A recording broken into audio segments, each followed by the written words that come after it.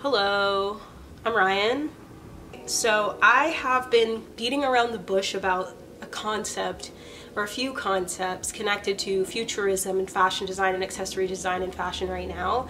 And my thesis, like the main thing that I'm questioning right now, and this is just a video that I'll be building upon in the next few weeks and months, is how come techie looking conceptions of futurist fashion have never caught on and probably never will in the mainstream as far as production. And so that's what I'm going to try to address. The quote that I wanted to start off with, and forgive me if you've already heard about it, but there's a quote from Mugler in 1982 where he said that his expectation of fashion of the future is essentially that it would be practical and have utilitarian purpose and protect people from the outer elements, and at the very most essentially allow them to express their inner selves with fashion. But it would be useful, well-made, high-quality, durable garments that dominated the fashion industry. And I think my perception is that people thought fashion would look futuristic. I'm going to try to put pictures on the screen to show what I think people expected.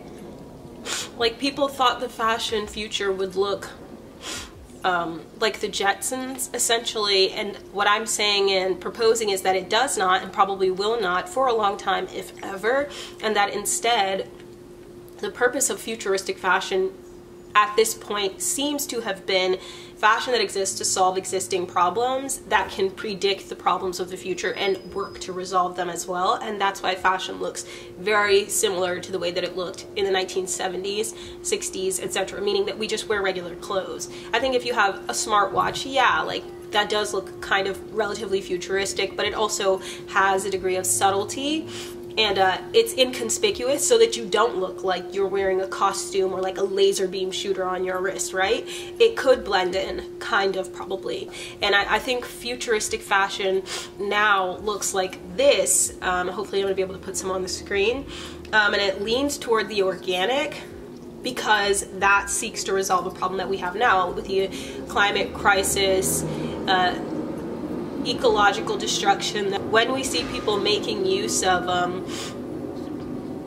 found objects that exist around us in order to repurpose them into fashion, that seems like the most futuristic thing because it means that we're anticipating that we have a chance at a future, which like is a brave expectation because who said we did? But I believe we do. Another brand that I referenced is Clara Chu, who makes accessories out of recycled things, but I think the reason why I keyed in on Clara Chu is because the accessories are always made out of something new and different almost every single time that I see her work. To me, that's even more futuristic because it's an indication that we will have to make use of everything that we have left on this earth. To me, being like, well, we always use like old towels to make our stuff, it's like we're the old towel brand rather than like we will take anything to make it into anything. To me, that's a lot more resolution oriented. I said no matter how far we push into the future aesthetically, we're bound to the organic because of the climate crisis, economic crisis, dystopian outlook people have, and the expectation of resolution through sustainability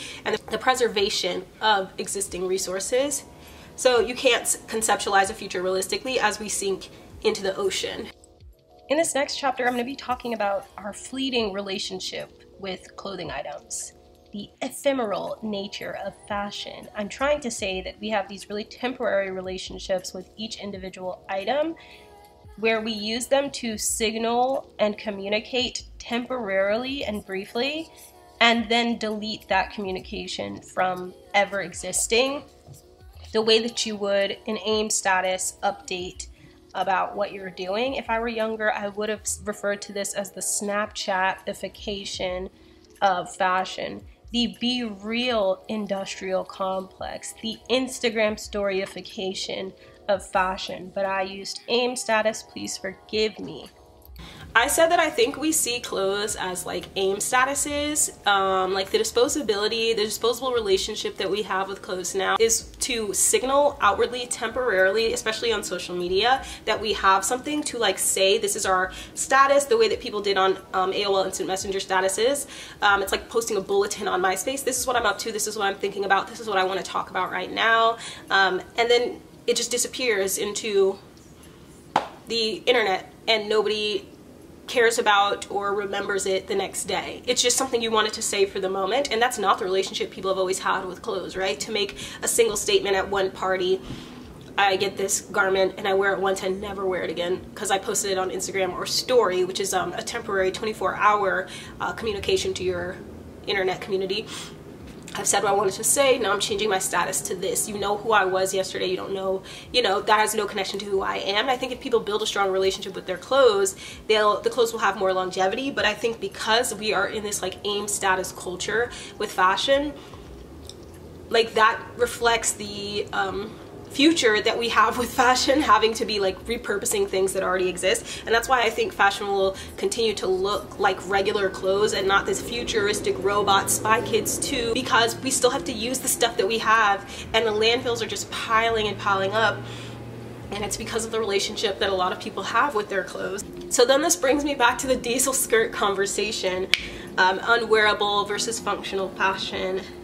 I saw that somebody made a custom one, which reinforced my belief that like the idea that it could have been put into massive production without manufacturing efficiency of using Velcro and instead using hook and eyes, like it just wasn't possible. And a lot of people had trouble with it because a viral video started circulating where someone was a customer and purchased this skirt and said that it didn't feel functional to them. And my point of view was, you can watch the whole video, but my point of view was that a lot of people critiqued the skirt for being made with Velcro, and I do think the skirt had to be made with Velcro. And there was another secondary viral video that circulated where somebody made the skirt with hook and eyes, like they self-constructed it with hook and eyes, and even as they were making it in the video, you see that they have to like adjust the hook and eyes to fit their body, because at some point they clasp it closed and you can see the hook and eyes visibly. The next time they clasp it closed, the hook and eyes are covered, which tells me that they had to either like seam rip and take them out or like do something else to adjust the patterning of the skirt. And I'm like, that isn't something that is feasible to put into production. Like it cannot be one row of hook and eyes for everybody's body, right? If you wear a size small and I wear a size small in a skirt, it's not necessarily the same thing. If the skirt has any give, any stretch, any form of closure, my skirt might zip up really easily and your skirt might need like some pulling and tightening. So that would not work with a hook and eye, because it would mean that on me, not to be like, I'm so skinny, I just use myself as an example, but like on me, it can close with the hook and eyes and on you it just can't. So then what do? It pops open or it just doesn't close, or your like legs are squeezed together and you can't really walk. Versus with Velcro, you have more give, more leeway. And things like that. And those kinds of ideas, that's why I'm glad that we talked about the diesel skirt last week. Those kinds of ideas go directly hand in hand with the idea of implementing technology into manufacturing fashion. Okay, so this goes into everything. Where I connected this was, I said, I was researching customization, right? Customization in fashion, like think Nike ID, where you could go on the Nike ID website and make your own custom sneakers from Nike and make them any color and any style that you want, any colorway, and then you can put your like name or your nickname on the side of the Dunks or whatever, for example. And I was researching the implications of that and some other brands who did customization programs in the 90s even. The first article that I'm going to reference is from Wu. And it's called Co-Design Communities Online, Turning Public Creativity into Wearable, Sellable. They said that when they started implementing it, unfortunately, they were met with a lot of returns at Land's End. So Land's End was hugely successful with this. In 2001, 20% plus of people who did this had never even shopped online before, right? That's how like big this was, that it converted people into online shopping customers so that they could try this out, customizing their clothes. But the outcome was that a lot of customers weren't really able to meaningfully communicate their needs. So even though they were designing the clothes, when they would receive them, they would find that the clothes didn't work for them, right? Maybe they didn't go with the clothes that they already own. They didn't really like the colorways that they picked. This is what I said in my personal style video about what you like is different than what you need to wear. Like if your two favorite colors are yellow and orange, does that mean you need to wear yellow and orange? Like maybe not, because then when you wear it together, what if everybody at your office starts calling you Big Bird and you don't like being called Big Bird, right? It's because you're thinking this is what I like versus this is what I feel comfortable wearing in real life when there are real variables around me, like people who can make fun of me at work or laugh at me on the train or, you know, spot me in a crowd when I'm trying to duck and dodge my ex or whatever, you know? Like these are things you actually have to think about, and customers are not necessarily the same people as design workers, right? People who work in design know that yellow and orange gives Big Bird, right? They know that certain color combinations look like cartoon characters, or don't wash well, or that people don't like wearing them as much because of data and research, right? And they can do that analysis. But when people are, the power is put into the people's hands, they were being met with a lot of returns because they weren't able to communicate their needs for their own lives. If you're wondering where I'm going with this, me too for a minute, but I just remembered what I'm trying to say and why I'm tying this in with the diesel belt skirt is I'm trying to make the point that manufacturing efficiency is integral to production of fashion clothing. And it's not as easy as it seems or looks, and this is what inhibits fashion from looking much different than it does now. Think about how alienating it is to wear just a yellow and orange Big Bird sweater because it reminds people of Big Bird. Compare that to wearing robot future clothes and dressing like the Terminator or RoboCop, right? It's weird. And that's part of why it's difficult to start manufacturing and changing all of the processes of fashion, because we might think we want to look like the Jetsons and Spy Kids until we receive it. And that can produce waste to try to advance us beyond the comfort zones that we have as far as getting dressed in this reality. Most people want to be normal and assimilate and fit in and not exist on the margins, especially as it relates to technology, and not be too conspicuous for safety reasons or social belonging reasons. And it puts a huge target on your back socially in interpersonal contexts to dress weird. And this aspect of production helped me realize that if they can't even make custom clothes that satisfy people in their everyday lives, how are they going to start dressing us up like Spy Kids 1 and 2? Okay, another article that I read is called Smart Clothing in Practice, Key Design Barriers to Commercialization, and it's by Lucy Dunn.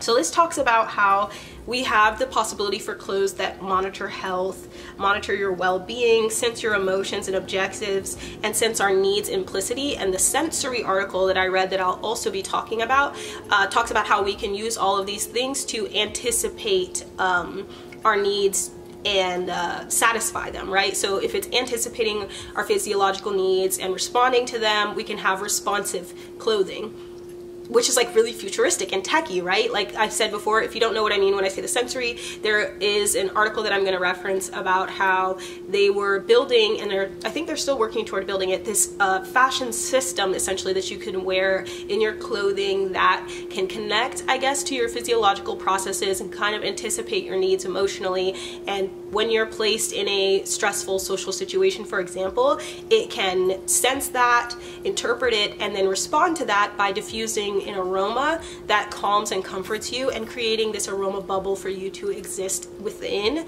of your calming scents that connect directly with your physiology, right? Because everybody has different scents that suit them differently. For some people, lavender is calming. For some people, it doesn't really do a lot. For some people, they need citrus to get excited and wake up in a social situation, etc. And it would be able to do that, right? And it would be able to respond. But here are some of the disadvantages or possible setbacks that would happen as a result of this. So they talk about how there are disadvantages to this. In these instances, a lot of time it's just better to have a separate device. It says as far as garment functionality and aesthetics, it also was making it so that the tech that was built into the fashion would inhibit the wearability of the clothes. So like I said with the keyboard thing, like if it is actually functional, how is it connected? Like is it via USB? Is it via plugging in and charging?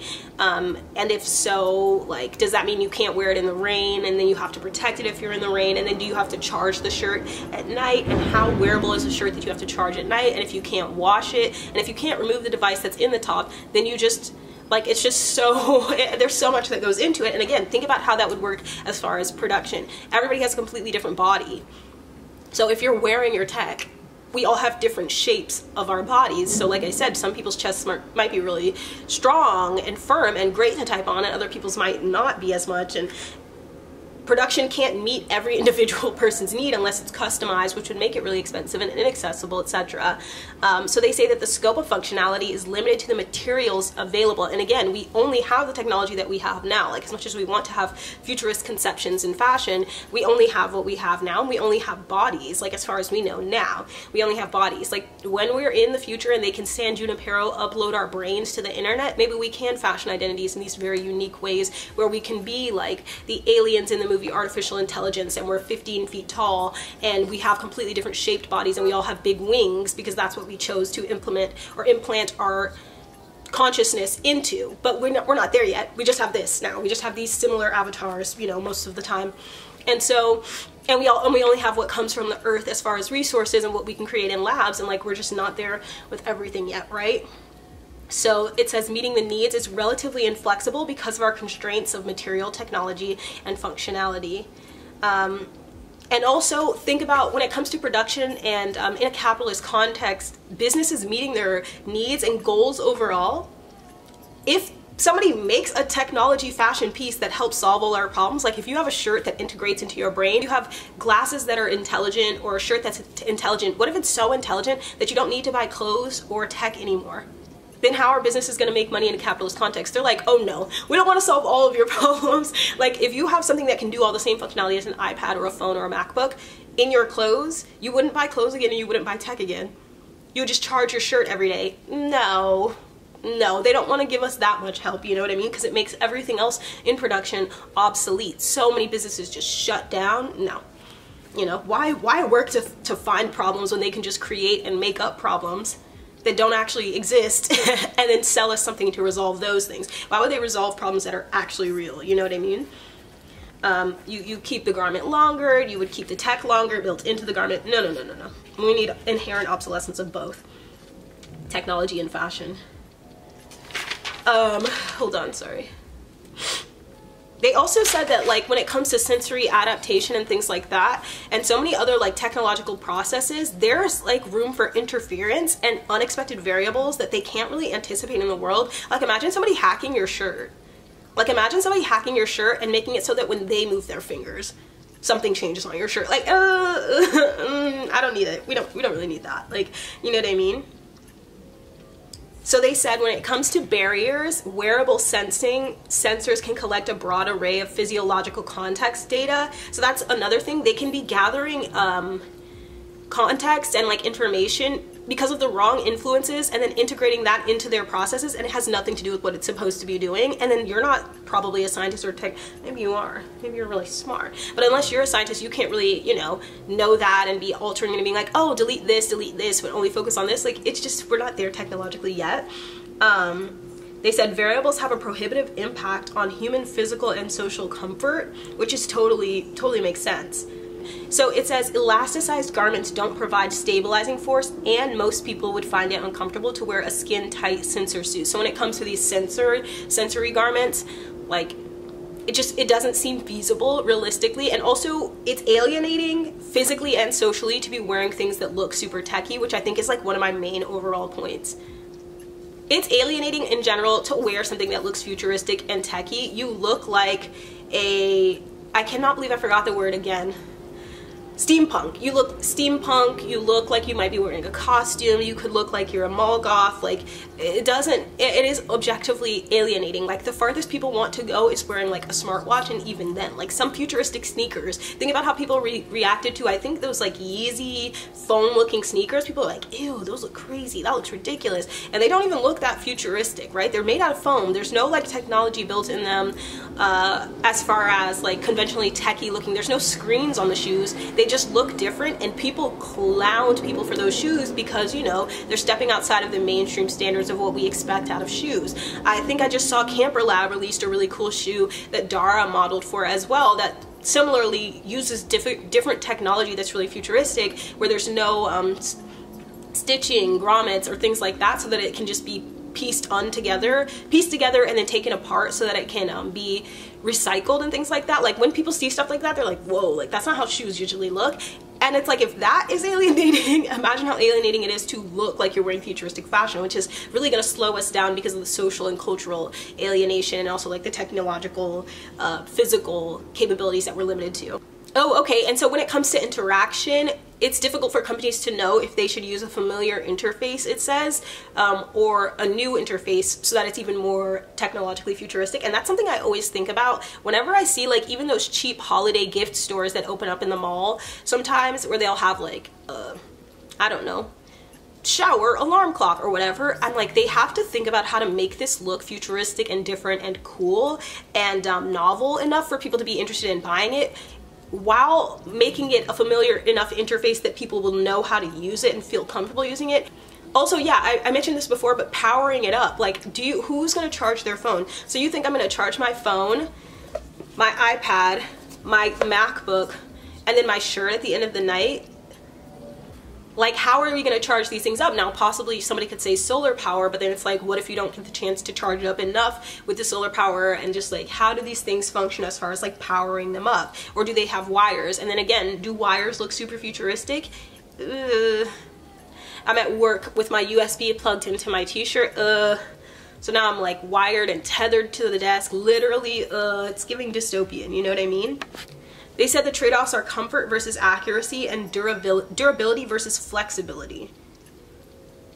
And one of the massive inhibitors is coordinating with and training manufacturers to process these requests. Like, you're saying that you want to be in a scientific lab with probably millions of dollars going into this kind of research, which I'm like realizing as I research this more and more, this is like my life's dream, is to research like technological fashion and like smart fashion advances. So I'm gonna see if I can like get a job in this.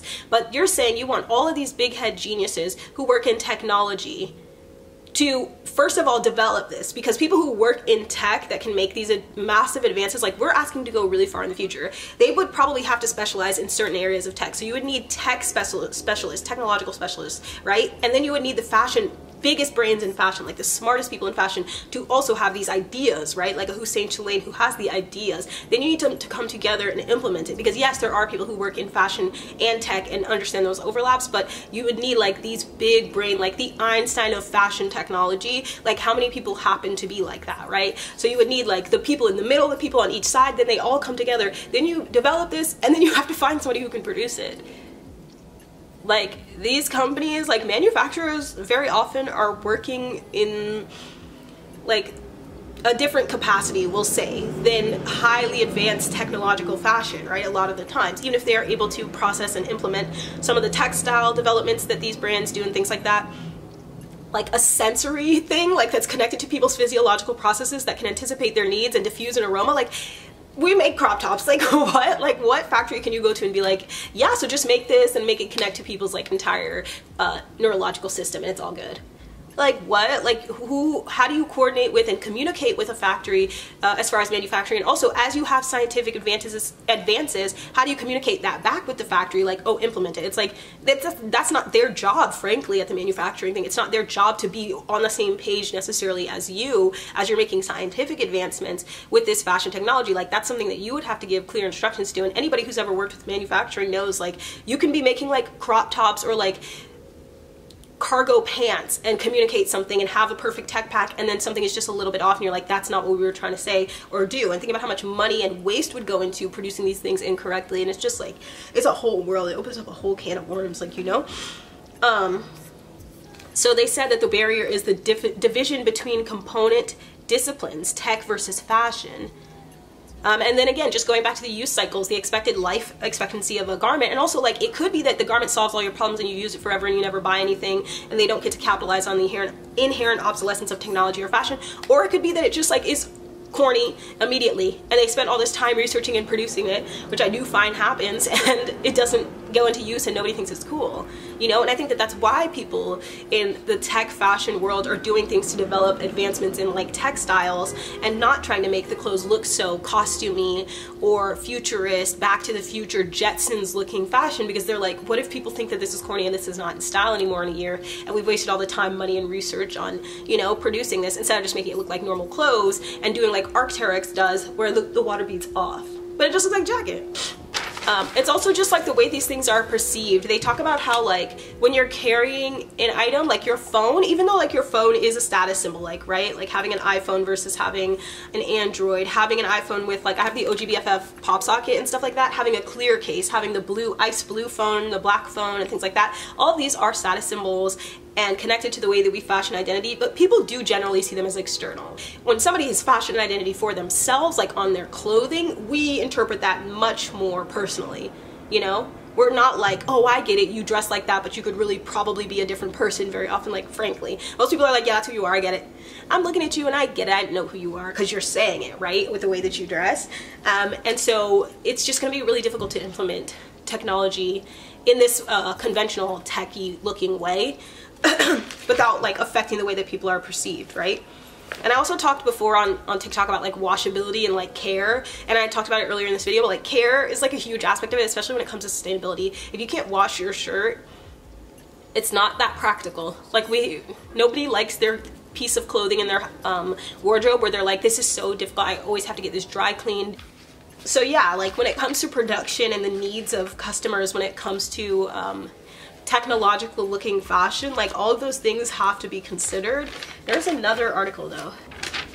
Okay, so I think this connects to sustainability and our conceptions of sustainability, which I really love. I'm going to talk about how this connects to sustainability and how we have to conceptualize sustainability from a futuristic standpoint based on what problem resolution we have, but also in a way that doesn't make us stressed out or feel like there's one way to be sustainable. And I love reading this. It's called Innovation and Sustainability at Nike by Marilyn DeLong.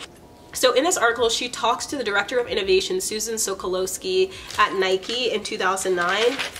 And Susan Sokolowski asks these questions about sustainability and how like fashion production as it relates to sustainability can be something that you don't expect, especially when it comes to, again, serving action sports people, building functional technology into their clothing garments, and making sure that you're not having massive ecological destruction. And so these are the questions she poses. She goes, okay, so when it comes to sustainability, she's like, so do we build a product that's so durable and long lasting that you never have to replace it? Because that's sustainable, that you just keep wearing it and wearing it and wearing it and you never have to replace it, so you don't have to keep buying a ton of clothes. But then she says, or do we build products that disintegrate after a reasonable number of wears so it never ends up in a landfill? Because that's sustainable. If it disintegrates, it doesn't have to go to the landfill and create waste. But people could say it's not sustainable because what is a reasonable amount of wears, etc., etc. And you know, clothes shouldn't disintegrate, they should last. But it's like, but if it lasts, it means it's gonna end up in a landfill and might not biodegrade sometimes, especially when it comes to creating action sport clothes for specifically, because this is Nike, keep in mind. Or she says, create a product that self-cleans itself so that we preserve water resources so that you're not washing and laundering it. But if you have something that's like self-cleaning, what if it has chemicals in it that make it so that it doesn't biodegrade? But it makes it so that you're not wasting water washing it. That's also sustainable. That's like another way of sustainability. She says, should we use recycled polyester or organic cotton? Organic cotton wastes a lot of water in production. Recycled polyester is still polyester, right? And then think about like microplastics and then like not biodegrading. It's like, but those are both two quote unquote sustainable options that are technically working towards sustainability in different ways. But like organic cotton, even though it is an organic fiber, it uses so much water, which has like a detriment to our environment. But it's organic and it's cotton and it biodegrades. It's just like, she says, how do we like implement sustainability without compromising an athlete's performance? Should we make totally recyclable products? Dissolvable thread? Think about that. Like, do you see how sustainability can look so many different kinds of ways? And those are things you have to think about, especially as it pertains to sustainability and when it comes to production. And that's why I think these conceptions from these cool independent designers of sustainable fashion are so futuristic, because again, it goes back to the different ways that they want to see us preserving our world. Like, I share so many different independent designers that are sustainable and they all do it in different ways. So yeah, that's just one aspect. But then so Hussein Chalayan had a conversation with Sandy Black in 2009, and Hussein Chalayan is like a very innovative designer who uses some of his design work to explore fashion, and he's very well known in the fashion community, but also the art and design communities as well. He's an artist and a sculptor, and he creates these amazing fashion presentations during Fashion Week that challenge people to think about technology, our relationships with ourselves, culture, environment, etc. And he was saying that it isn't as easy as people think to implement sustainable like textiles, which is an aspect of like fashion technology. Sorry if that wasn't clear, but he's saying it's not as easy as people think, and that the whole fashion industry would have to make a shift. And this is in 2009, before people anticipated, you know, the rise of brands like Shein and, you know, where we are socially and culturally now with fashion. And he was saying the kind of fabrics that we use don't exist in sustainable form. He said you can use cotton, jersey, poplin, etc., but they're not part of a system where you can benefit from more elaborate sustainable fabrics. Even in this quote Hussein Chalayan has, where the interviewer asks him about like commercial work compared to like more innovative work, he shows like this futuristic sustainable perspective on fashion, where he says commercial as a word is nullifying in the first place, because anything that you can use is worthwhile to him. Like, if we're concerned about the future as far as environmentalism, shouldn't the things that are futuristic resolve issues of environmentalism like practically? Being futuristic is like fashion having the ability to solve our problems, to me, because it means that we can have a tomorrow. So that if our biggest problem is we're not going to have an earth, that's where our fashion's future needs to be. Does that make sense? And it's okay if it looks what people think of as like commercial or conventional. There's so much experimental fashion that exists, and maybe experimental fashion existing just to exist isn't going to solve the problems of the future or of tomorrow, even though it's great and beautiful and it's art and it's valuable. And maybe more practical fashion, like more pockets, bigger pants, and things like that, those are futurist conceptions of fashion, because maybe that's what we'll need in the future. Okay, and then I also said, just connecting this back to ecofeminism, women are exposed disproportionately to toxic chemicals as brands attempt to innovate in fashion and beauty. So this was a major area of concern for me as an ecofeminist, when I'm like, yeah, I want the future of fashion, futuristic textiles. What can the fashion textiles do? What can the fashion do? Can it interpret our physiological processes? Da da da da. Is that safe? And why will it be that sectors that women participate in so heavily, like that's where the advancements are going? Are we going to be protected when this stuff starts like continuing and perpetuating? Are we protected now? Like with the increase of microplastics in everything, with the harmful chemicals that are in beauty products, as they try to innovate and create new colors and create new, you know, textures of beauty product and try to satisfy the needs of customers. Like, are we being hurt more than we're being helped? I don't know. It's something that I question from a green conscious perspective. Like, I want innovation in technology and fashion, but I also don't want it at the expense of people who participate disproportionately in beauty and fashion. And in the Hussein Chalayan article, I really like that he talked about how in Japan, the way that they respond to the urban lifestyle and the ills of it that Rebecca Arnold talks about in Fashion Desire and Anxiety, about how like when you're in this urban environment, it puts a lot of pressure on you and makes you feel like you have to construct this responsive identity. Hussein Chalayan was saying like they do that in Japan by making use of the resources that are already around them, and that's a way of being innovative.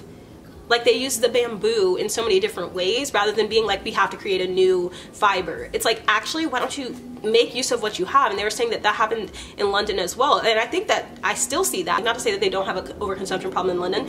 I've read the articles, but I'm just saying, like, I think that when you're poor, and that's what essentially what he's suggesting is like, when you're poor, as many people are in London with the really high prices of housing and things like that, and when you are in somewhere like Japan where your different emphasis exists on technique rather than overconsumption when it comes to like production. Not saying like individual consumers, I'm saying like when it comes to producing things.